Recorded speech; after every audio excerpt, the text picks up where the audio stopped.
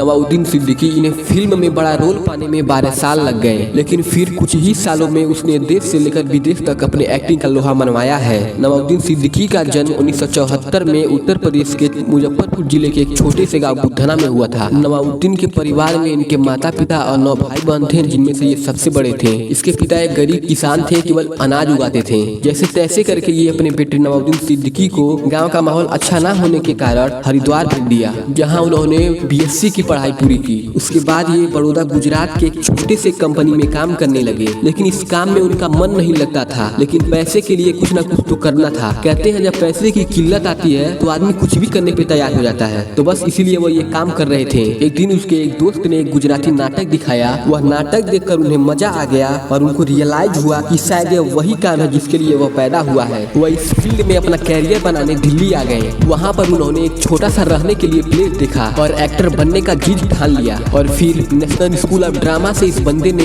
Acting सीखी। 4 साल तक ये बंदा दिल्ली में रहा और फिर सन 2000 में ये बंदा जैसे तैसे करके मुंबई आ पहुंचा, इस आशा में कि अब उसे टीवी सीरियल में कुछ काम मिल जाएगा और जीवन पटरी पर आ जाएगा। लेकिन ऐसा कुछ नहीं हुआ और सीरियल में भी इस बंदे को काम नहीं मिला। एक इंटरव्यू में इन्होंने बताया है कि ये हर जगह अपना फोटो देते रहे, लेकिन कोई भी रोल देने के लिए तैयार नहीं था। वहाँ भिखारी के लिए भी उन्हें 6 फीट का आदमी चाहिए होता था और मुझ जैसे छोटे हाइट के और सावले एक्टर को लेना कोई पसंद नहीं करता था। नवाजुद्दीन के पास अब बिल्कुल भी पैसे नहीं बचे थे। एक समय तो ऐसा भी था इस बंदे के पास खाना खाने के भी पैसे नहीं थे और उन्हें लगता था उन्हें गाँव वापस चले जाना चाहिए। लेकिन फिर ये बंदा सोचता था आखिर मैं वापिस क्या मुँह लेकर जाऊंगा। और फिर इस बंदे ने हार नहीं मानी। इस बंदे को पूरा विश्वास था कभी न कभी इन्हें कोई भूमिका जरूर मिलेगी। एक बार डायरेक्टर अनुराग कश्यप ने उनका हिंदी नाटक देखा और प्रभावित होकर उन्हें ब्लैक फ्राइडे में रोल दिया, जिसे नवाजुद्दीन ने बखूबी निभाया। बस यहीं से उन्हें सफलता मिलनी शुरू हो गई थी। कुछ अच्छे और बड़े रोल की वजह से उनके पैसे की समस्या तो खत्म हो गई थी, लेकिन अभी ये बंदा संतुष्ट नहीं था और अपना बेस्ट दे रहा था। बस वहीं से नवाजुद्दीन ने पीछे मुड़कर नहीं देखा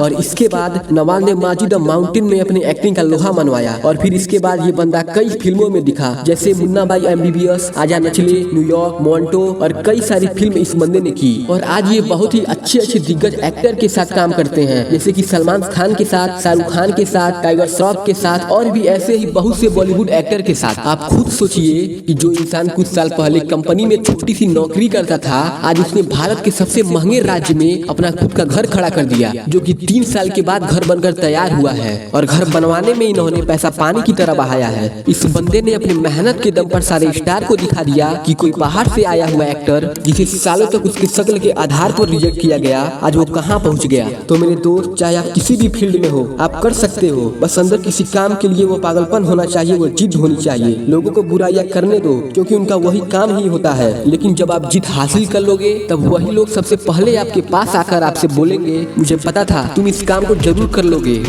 दोस्तों अगर आपके अंदर थोड़ी सी भी चिंगारी जली हो तो चैनल को जरूर सब्सक्राइब कर लीजिएगा, क्योंकि मैं ऐसे ही लाइव मोटिवेशनल स्टोरी इस चैनल पर लेकर आता रहता हूँ। जय हिंद, वंदे मातरम।